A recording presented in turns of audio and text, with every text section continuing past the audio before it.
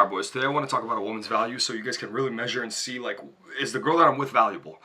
And it's a very simple chart. I've actually created a chart for this. So at the top of the chart, I'm going to actually see if I can, like, put the chart in the Discord for you guys so you guys can, take a look at that and reference that. But here's how it works. So the most valuable woman is a 10 out of 10 who's as innocent as can be. Like, she has had the least amount of sexual experience.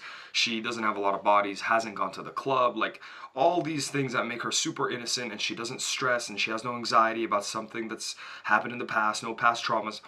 And then the bottom of the bottom is a 0 out of 10 that's been through everything. So that is the least valuable woman. She's been through the worst of the worst, been cheated on, dumped, things even worse than that I can't say here on YouTube. Just the worst of the worst. So, and she's a 0 out of 10, right? She's, like, hard to look at. So that is the least valuable woman. And then there's the tie between the woman that's the 0 out of 10 but as innocent as can be, and the woman that's a 10 out of 10 but is, as experienced and has gone through more than you could imagine, right? As much as possible. Cheated on, everything, all the trauma, right? So here's how this works. A woman's value is based on how hard she is to attract and how easy she is to retain. So you want her to be easy to retain. Because if you're a man that's worked for 10 years of your life to become this valuable man that attracts 10 out of 10 beautiful women, well, once you're with her, you don't want to play games. You don't want to deal with, having to keep her attraction high.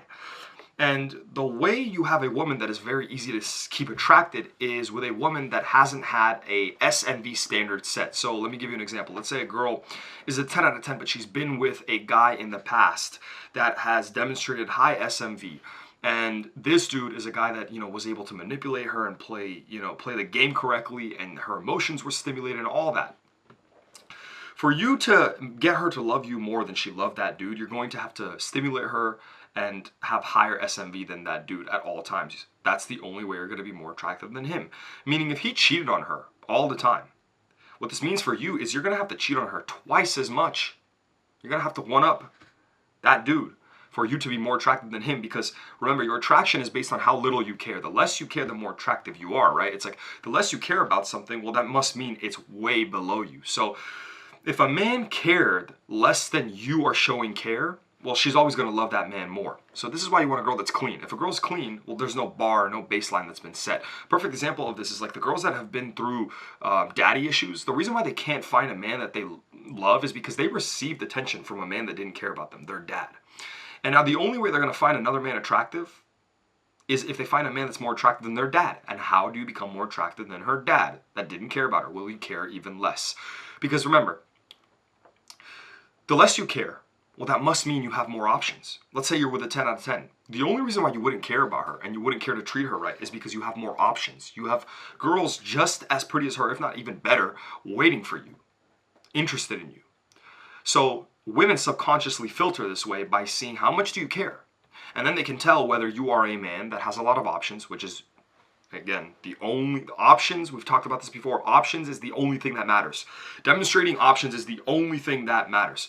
If you demonstrate you have more options than all the other guys, you're more attractive than all the other guys. So, very simple way to put this is the more money you have, the more assets you have, the funnier you are, the better looking you are, all these things, and the better you are at playing the game and understanding how to make her feel certain things, well, your value goes up. And as your value goes up with all those traits, what happens? You have more options. So that means that your value going up gives you more options, which means your options going up gives you more value. The more options you have, the more value you have. The more value you have, the more options you have. It's the same thing. So when you demonstrate to her that you don't care, she looks at you and she goes, oh, he must have a bunch of options, which raises your attraction. So for you to be more attractive than her dad, you got to show that you have more options than him. So that's why these girls can't fall in love. So this means the only way you're going to get a girl that's been through a bunch of stuff, I don't care, if she's on a spiritual journey, it doesn't matter. All these things that they start going to the gym and they're really disciplined. No, it doesn't matter. If she's been with a guy that cheated on her and has done things with her, this is the thing. It doesn't even matter, like, when it comes to body count, right? Because a girl that's been with a dude for 5 years and she's only been with one guy is worse than a girl that just had 5 one-night stands. Because those 5 one-night stands, obviously those guys weren't very special, because they didn't stick around for more than a night. So they weren't really good at satisfying SMV and keeping attraction high. So you don't have any competition. Like, you meet that girl, it's going to be very easy to one-up those guys and beat those guys. Versus a girl that was with a dude for 5 years, you got to somehow figure out How are you going to be better than that dude that was with her for 5 years? She stayed with him for 5 years. Like, it's unimaginable what they've done together over those 5 years, you know, in the bedroom, everywhere, where, whatever you can think of. So that makes it harder for you to retain her because the competition is higher and women optimize for their best option. And if you don't show her that you're a better option than him, she's always going to stay in love with him. That's why you want a girl that's innocent. If she's, you know, a virgin, she hasn't been through anything, it's going to be very easy to keep her attracted. So that's why the women at the bottom are the women that are 0 out of 10s, because there's no benefit being with her because she's ugly, right? So you're not going to feel satisfied looking at her. Nobody's going to look at you as a man of status because you're with a beautiful woman, because she's not beautiful. And she has a bunch of baggage, which is going to make it very difficult for you to retain her. Now, this is where it brings me to the two middles, the two equals. The two equals are the 0 out of 10 that's super innocent and the 10 out of 10 that's like the least innocent you could think of. She's been through everything. They're equal. The 10 out of 10, well, you benefit because she's a 10 out of 10, but it's going to be drama, problems, you know, all these things you got to deal with, and you're going to have to play all these games to keep her attracted. Versus the 0 out of 10, that's innocent as can be. Well, that's a great girl to just have around. She's going to cook, she's going to clean. Maybe you don't even sleep with her, but she's going to do everything because she's going to be, you know, she's going to feel so privileged to be with you because you're so much above her, better looking, everything, and she's innocent. It doesn't take much. There's no SMV base that has been set, right? No standard that has been set. Very easy to keep her attracted, no headache, but just, again, hard to look at. So, you know, you can balance this out. Maybe she's a 5 out of 10 and she's innocent. Maybe it's worth having that girl around. So this is the thing. The reason why I'm telling you guys this is because I want you to understand that if you're with a girl that is maybe a 10 out of 10, but she's constantly testing you and constantly giving you issues, and she's constantly, you know, playing games with you, what that means is she's been with a dude before in the past that was just better than you.